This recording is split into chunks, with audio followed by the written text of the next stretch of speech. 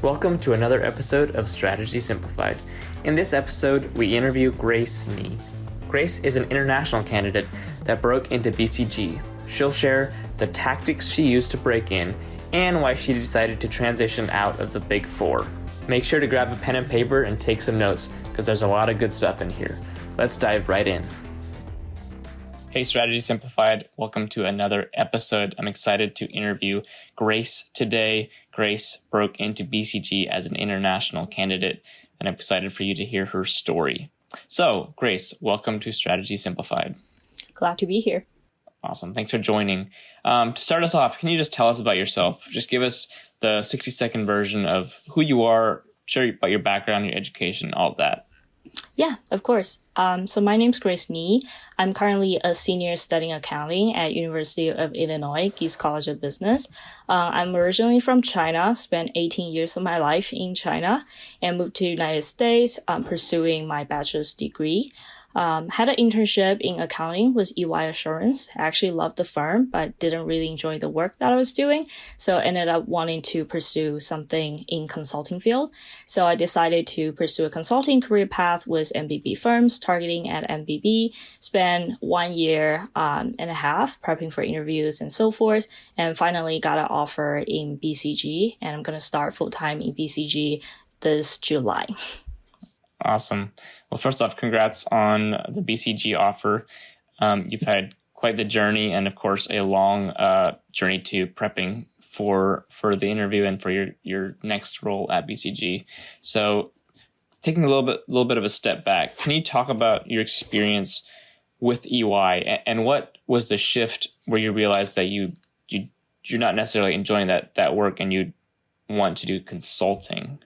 Yeah, absolutely. I was always debating between accounting and also consulting work because my academic background, I was sitting in accounting. Then every day I'm learning about accounting principles and I absolutely loved it. However, in my extracurricular, I was involved with a consulting club and spent 5 semesters in consulting work. So on the other hand, I was very passionate about consulting work and my clients as well. So, however, the tipping point was really the internship itself. Unfortunately, I had a remote setting thanks to COVID of the internship. So I wasn't able to learn as much as a normal internship would do. And plus, I really think the people were very friendly and they were really helpful for me. But end of the day, the assurance work came to be a little bit tedious and not really as on the creative side. Whereas consulting, I feel like I can actually deliver the value on the spot to my client rather than just doing some back-end work. So that was really the decision point. After that internship, I said, well, I don't really see myself doing this full time for a number of years ahead of me. I really wanted to drive that value and really wanted to deliver something tangible to my clients. So that's why I decided to kind of pivot my experience and also pivot my recruiting path towards MBB.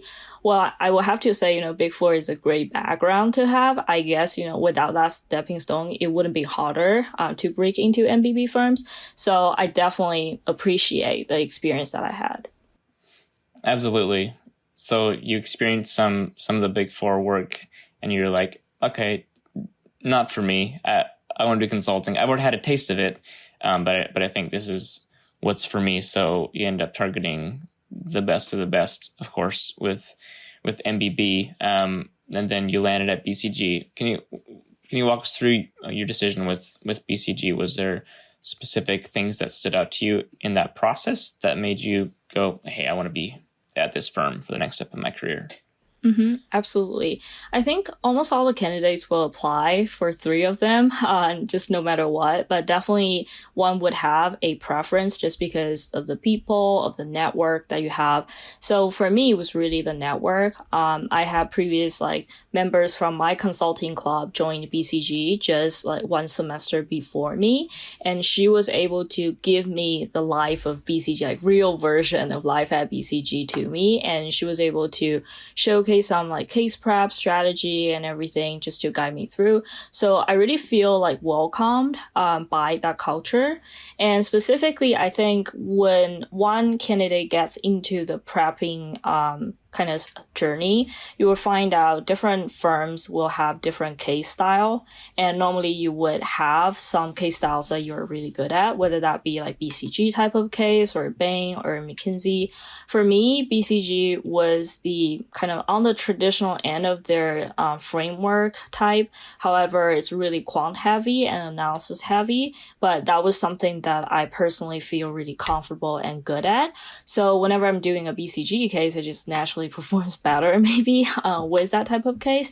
But with that being said, still, when you land an interview, then talk to people at the firm, you feel like, okay, this is the people that I wanted to work for, and this is people that I want to be around with and just to learn from them. I guess that's really the decision point saying, okay, BCG is the one that was for me.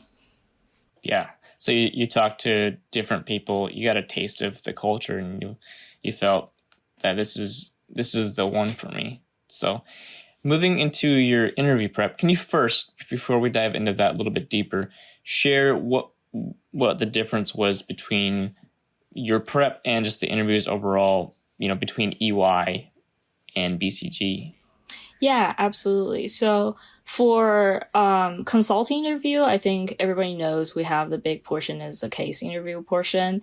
That was something that accounting firms will not have if they're just hiring sort of assurance practice or the tax practice. They just have a behavior interview. So I think for that, be using those experience like recruiting for Big Four and everything, I polished myself for those behavior interview.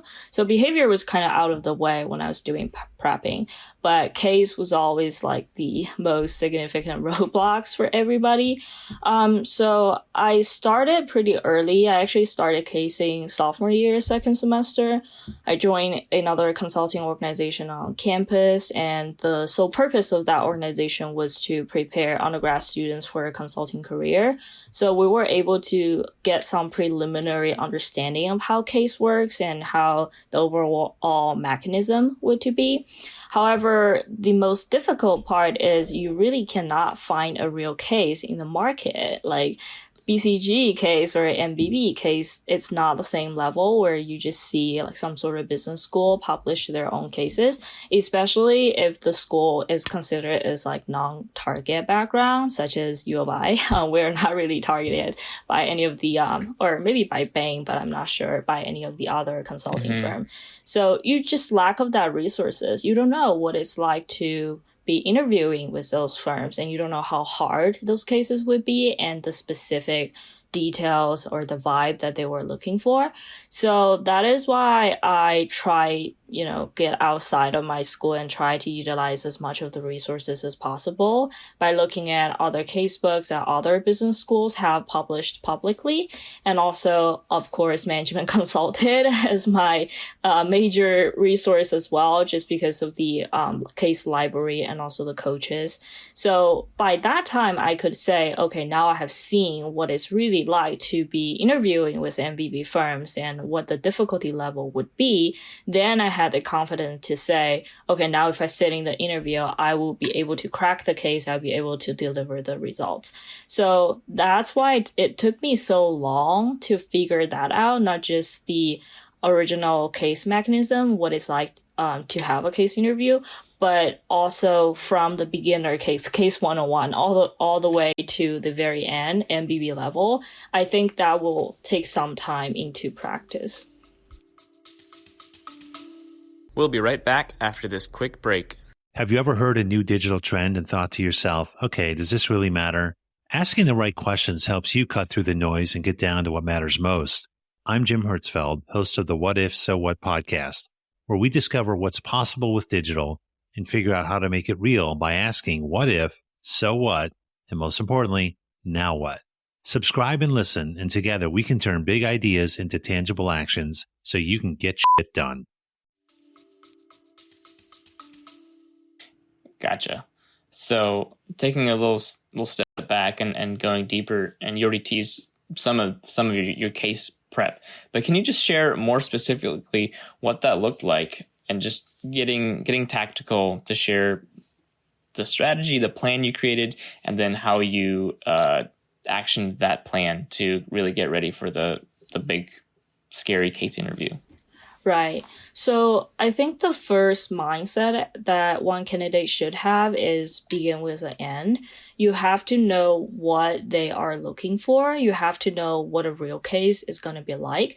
To know that, you have to find the right resources, right? You either that be your network, the alumni network, or just some resources outside of the business school or within the business school. You have to get a real case. Otherwise, however much you practice, it's not the real thing, and you don't know if that's the right style that you're practicing with.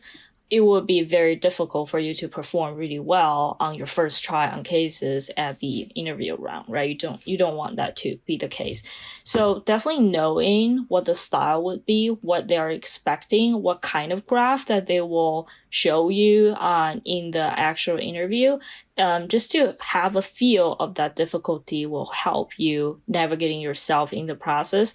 Because at the end of the day, we don't want to practice on some case 101 case, then we say, oh, I'm ready for MBB, but then in the actual case interview process, you're like, oh my God, I've never seen this type of graph before, then get panicked, right? So that's very risky to do it just in the actual round. So the first thing is to know the mechanism. And the second thing is to understand the business dynamics. It's not just about cracking a case. It's about whether or not you can solve a business problem. So it's really about the logic.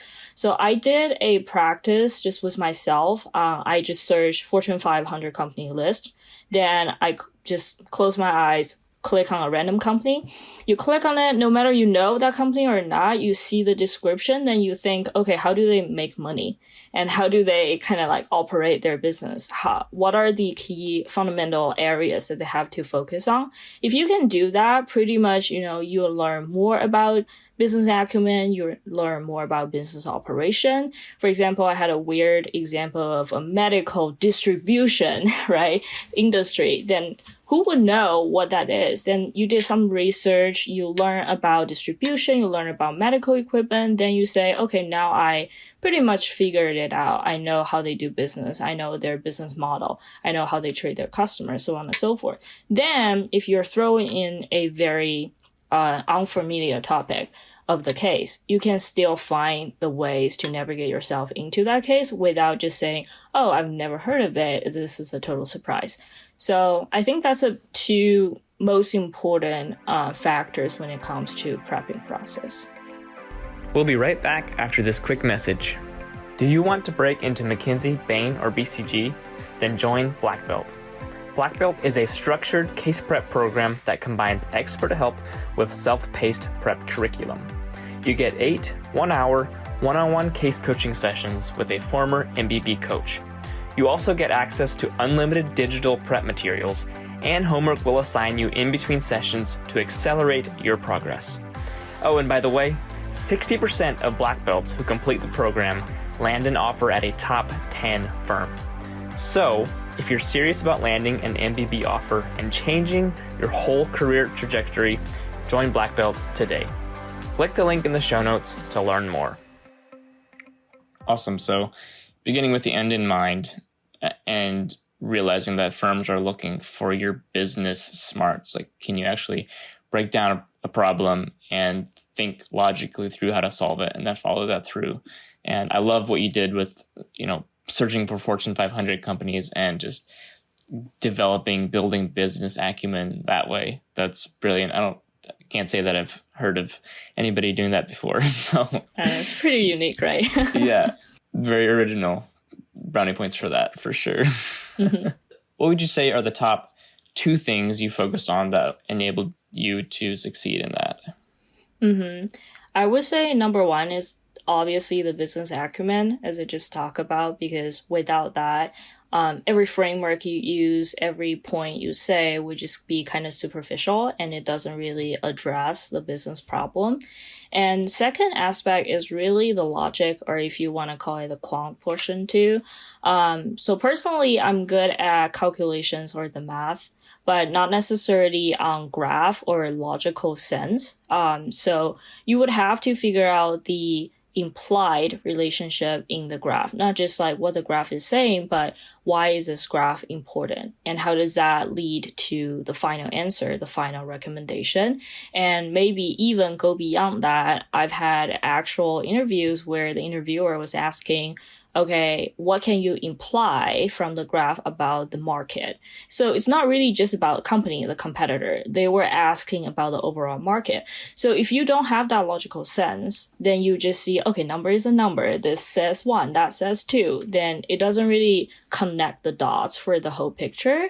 And I think they are looking more for, or that's what they call beyond numbers. It's not really just about the ones, twos. It's about the logic behind it. So I think number 1 is to know the business. Number 2 is to making the connection between different pieces of evidence, especially in a interviewee driven case setting. So interviewer driven, maybe they will have some lights onto you as how pieces connect to each other. But if you're doing a BCG type of interview or Bain type of interview, it's really on the candidate to be able to drive that logic over and to be able to tell the story. Absolutely. I love that. Love that. And that's one of the things we push, our case prep clients when they're working with our coaches to get to an insight. Don't just do the math because the number in itself is meaningless unless you're able to develop an insight and then apply that to the business situation at hand. So love that you shared that. Zooming out a little bit from this whole process, you have a background as an international student. We get loads of questions every week from people in your situation saying, what can I do to put myself in the best position to succeed as an international? There are some inherent downfalls to that, and that makes a lot of it a little harder. Just from your experience, can you share 1 to 2 pieces of advice or maybe a mindset or an approach that you took to help you and enable you to succeed in your journey into consulting? Yeah, absolutely. So I think the most important part is to be aware of your identity. You cannot just deny the fact. So, for example, for me, I don't deny the fact that I spent 18 years living in China. I'm proud of that. And I would like to share as much as my experience in China with whoever I'm interviewing as well, because that is essentially my core identity. However, we have to recognize there are hardships or additional difficulties for international students, like the visa status, sponsorship, and because companies are paying for those sponsorships, they are looking for higher standards, just believe it or not. And if you think about this fact in their shoes, you would like to have a better candidates, if you will, if you're really paying for their sponsorship. So yeah, I'm not going to say it is an easy process. You have to be better than average. That's what I put into it because they are essentially paying for the sponsorship. However, don't be frustrated because you're an international student, and don't deny your identity because those diverse backgrounds are also something that they're looking for. They want you perspective. They want you to be able to tell your story, no matter that's in China, US, or whatever country that is. You're providing value essentially. Mm-hmm. But number 2, I will say communication is really, really important. I've seen very brilliant students that, come to me for help, wanted to be able to deliver their ideas in the case interview. However, they were not super clear in the way that they communicate. And also their language skills might be lacking a little bit. Then when we communicated in our own language, which is Chinese Mandarin, right? It was super clear. Then they were super logical. So it's really hard to deliver brilliant ideas over a second language. I'm still learning that, obviously, after spending 4 years here. But that's just something that you have to do. Otherwise, you can't prove yourself on the spot that you have those smart ideas. It would just sound very superficial or just on the basic level. So communication is definitely something that one have to practice on. But beyond that, really believe in yourself and recognize your experience is valuable, and they do want to have that global perspective as well. As long as you can communicate it in a effective manner, you will get what you want, basically. Absolutely. Thanks for sharing that. I'm sure a lot of folks are going to find that advice useful. And just staying in that for a little bit, if you have anything to share, like, do you have any tips for developing better communication, like for someone in your shoes who English is a second or third language? Yeah. So especially for those of us who come from an East Asian background, I think having that answer first approach is really important, just because the culture is really different. Really, in Chinese, I wouldn't say answer first in a very direct manner, because we would like to provide the context. It's a really context heavy culture. Then you want to tell the stories around it, then get to the end point. But here, the culture is different. There's no right or wrong, but it's just the culture difference, right? So here, people, especially in consulting field, we want that answer immediately, because you are essentially talking to a CEO and they are short on time. So you want to give them the most important information up front. So having that answer first mindset, it takes a while to practice, but you can get there. It's not a very hard shift. It's just a mindset shift. And whenever you are delivering a case interview, be sure you put that answer first approach in your mind. Then you should be able to just deliver more effectively. Absolutely. Answer first, data and supporting arguments second. Right. Yeah, love that. What are you most looking forward to in your time at BCG? Wow, that's a big question, and there are lots of things to look forward to. First is a learning opportunity for sure. I'm sure I'll learn a ton out of BCG. Maybe just on my first day starting off in BCG, I'll learn a ton. So I'm sure I'll learn a lot from the corporation's resources, as well as just the people who are around me, and also throughout their training progress and also the actual casework. Those are very exciting things for me. And second of all, is definitely the people, the smartest, right, brightest BCG folks. I would like to meet more BCGers and share their experience, and again, just to be friends with them, to be frankly speaking. And lastly is the city life. I've never lived in a big city like Chicago before, so that would also be very exciting experience for me, starting in Chicago and know what it's like to be able to navigate in the city. I think I'll get confused in a couple months, but hopefully I should be able to recognize where I am and where I'm going. So that's my goal. Yeah, absolutely. Well, thanks for sharing about that. We're cheering you on as you go into this world of consulting as well. So lots of exciting opportunities. Mm-hmm. Thank you. Okay, well, let's transition to this last section where we ask you a few more personal get to know you questions, because we like to see the human side of people, not just the career, the professional side of them. So here's one.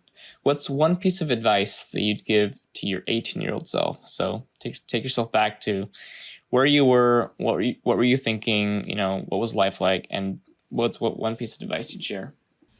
Yeah, sure, definitely. I think one piece of advice that I would share would be don't stop exploring, and also believe in yourself. Well, technically that's two pieces of advice, but they goes hand in hand.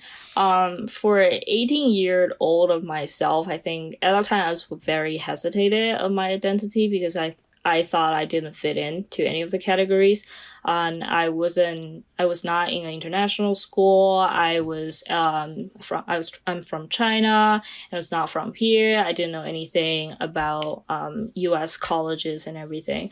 So at that time, it was really a lot of practice on self-identity and self-assurance, making sure that I understand myself, understand kind of embrace my own background and knowing those are valuable experience and I'm going to take it whenever I go and still have that mindset of exploring and growth in mind. So I would hope that I kind of found that balance faster, right? And start exploring more university resources and everything around me faster than I could have done. But still, it was hard at that time because, currently it's 4 years later. Of course, I have different mindset. But at that time, I was very confused on who I am, especially, and what I can do for myself. And for the exploration part, really, you would never know where the path will take you. I didn't come into college with the mindset that I want to do BCG in my future. I didn't have that opportunity. Didn't even know what BCG was at that time. So making sure I was exploring opportunities, making sure I was kind of well aware of things that are around me, things that are available to me. I think that would have been a better experience or an accelerated path for many things to come. So absolutely love that. And final question before we end here today, what's the top travel destination you have? What's someplace you haven't been to that you're really itching to visit? Yeah, I wanted to go to Alaska, but I've heard it's like a retirement destination place for travel. So it's beautiful. I don't know if I will wait until my retirement to go, but maybe I will make an early trip to check it out, then go when I'm retired. But yeah, it's just been an intriguing place for me that I wanted to see the different landscape and different people, and it's almost like a foreign country, even if it's still in US. So yeah, I would put that as my top travel destination. But like always, I love traveling. So I'll see how BCG will take me to different places and hopefully I'll be able to see more. So, but for now, I just put Alaska. Yeah. Okay, well, we'll see if BCG takes you to Alaska or not. Fingers crossed. I don't know if I have an office there, but we'll see. I don't believe so, but you never know. Yeah, right. Well, I've heard it's cold and beautiful, so I know. I hope that is a good trip whenever you decide to go. Mm-hmm. All right, Grace. Well, thanks for sharing your story, your journey with us at Strategy Simplified. We're grateful for it, and I know our audience is excited and has gotten a lot out of this today. Yeah, thank you. It was my pleasure. Hey, Strategy Simplified, Stephanie here. Before we end today's episode, I'm going to read a podcast review we received. The author wins a free course from Management Consulted. It's a win-win. Today, we want to thank Black Cobra, who said, MC provides awesome behind-the-scenes looks into the consulting industry and teaches listeners how to think about strategy from theoretical and a practical standpoint. Thanks again for the review, Black Cobra. You just won a free course, and we'll be in touch soon. For everybody else, don't forget to leave a rating and review on Apple Podcasts for your chance to win. After you leave a review, send us an email to let us know. podcast@managementconsulted.com. Thanks for listening to this episode with Grace. If you're enjoying Strategy Simplified, please leave us a rating and review on Apple or Spotify. It gives us a chance to get your feedback on the show, and it also elevates us in search algorithms. Thanks again for being part of the Management Consulted community. We'll see you next time.